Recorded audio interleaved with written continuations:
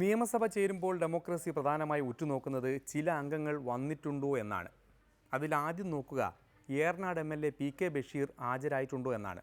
കാരണം സഭയെ ഒന്നടങ്കം പ്രകമ്പനം കൊള്ളിച്ച് ചിരിപ്പിക്കാൻ കഴിവുള്ള അപൂർവം ജനപ്രതിനിധികളിൽ ഒരാളാണ് ബഷീർ ഖാൻ. സംസാരിക്കാൻ എഴുന്നേൽക്കുന്നത് വളരെ ചുരുക്കമാണെങ്കിലും കയ്യിൽ ഒരുപാട് വിഷയങ്ങളുമായാണ് ബഷീർ ഖാൻ പൊങ്ങുക. പിന്നെ പടക്കം പൊട്ടിക്കും പോലെ അങ്ങ് ചിതറലാണ്.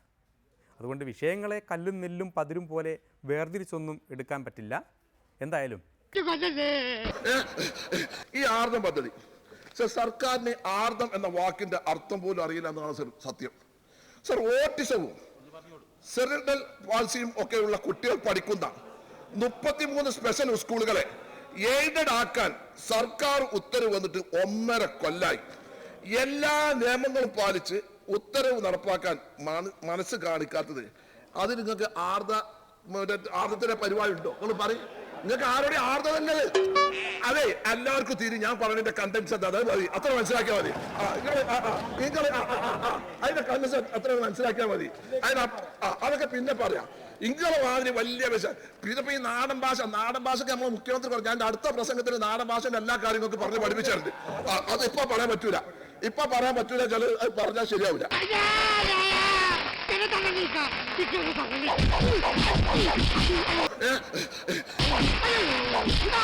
എനിക്ക് CPM-മാരോട് ചോദിക്കാണ്ട്, എന്ത് പറ്റി നിങ്ങൾക്ക്?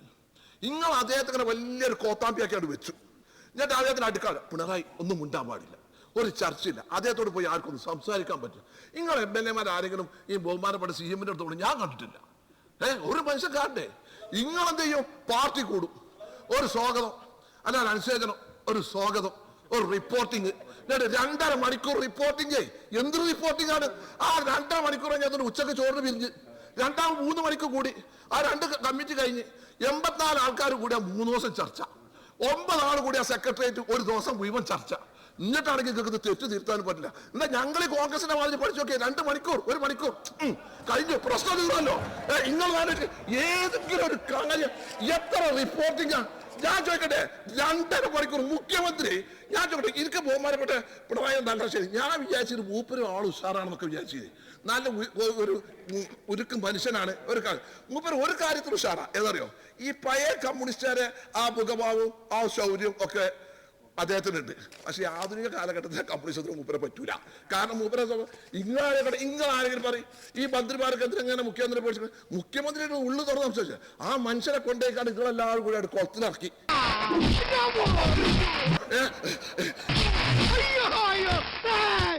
ഞാൻ ചോദിക്കട്ടെ ശംഷീറെ, അല്ല ഞാൻ ചോദിക്കട്ടെ, ഞങ്ങൾ 2 മണിക്കൂർ കൂടി ബിരിയാണിയും കോഴി ബിരിയാണി ഒക്കെ തിന്നിട്ടേ ഞങ്ങൾ ഇവിടെ പൈലറ്റ് എത്തിയത്.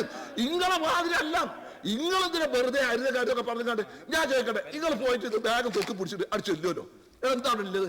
എന്താ റിപ്പോർട്ട് ചെയ്ത്? ആ റിപ്പോർട്ട് ചെയ്യും. നിങ്ങൾക്ക് എന്താ പറയുക? ഒരു ബ്രാഞ്ച് കമ്മിറ്റി, അവിടുത്തെ റിപ്പോർട്ട് ലോക്കൽ കമ്മിറ്റി, അവിടുത്തെ റിപ്പോർട്ട് ഏരിയ കമ്മിറ്റി, അവിടുത്തെ കമ്മിറ്റി DC ജില്ലാ കമ്മിറ്റി, അവിടുത്തെ ഒരു സ്റ്റേറ്റ് കമ്മിറ്റി, അത് കഴിഞ്ഞിട്ട് സ്റ്റേറ്റ് സെക്രട്ടേറിയറ്റ്, അത് കഴിഞ്ഞിട്ട് കേന്ദ്ര കമ്മിറ്റി, അത് കഴിഞ്ഞിട്ട് PB.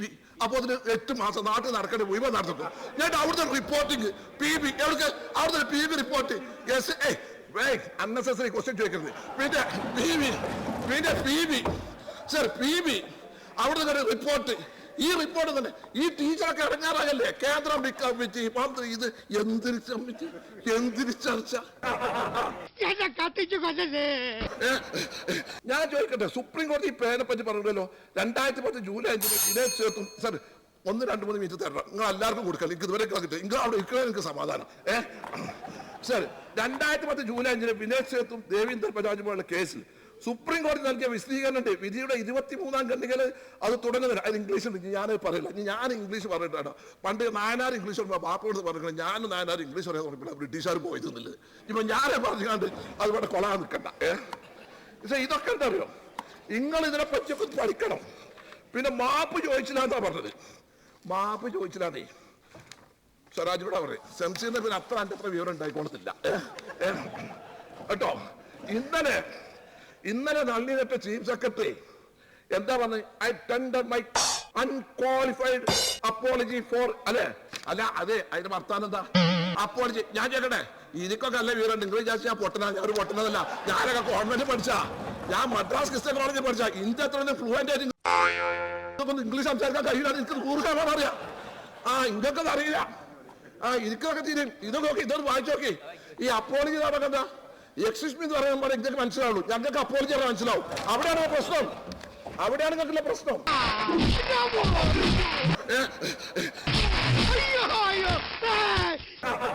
മാർക്സിസ്റ്റ് പാർട്ടിനോട് പറയാം, ഈ കുട്ടികളോട് നാളെയുടെ ഭാവിയുടെ വാഗ്ദാനങ്ങളാണ് ആ സ്വരാജും പാർട്ടി സെക്രട്ടറി ഒക്കെ ആകാൻ ആൾക്കാരാവൂല. അത് എനിക്ക് 100% ഉറപ്പാ.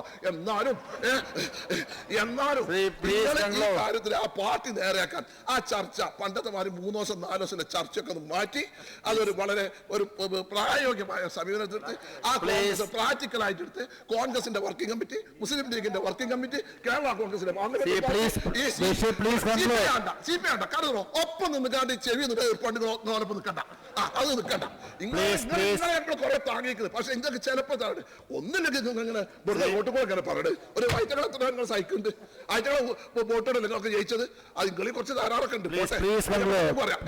അപ്പൊ സർ ഞാൻ കൂടുതലൊന്നും പറയുന്നില്ല.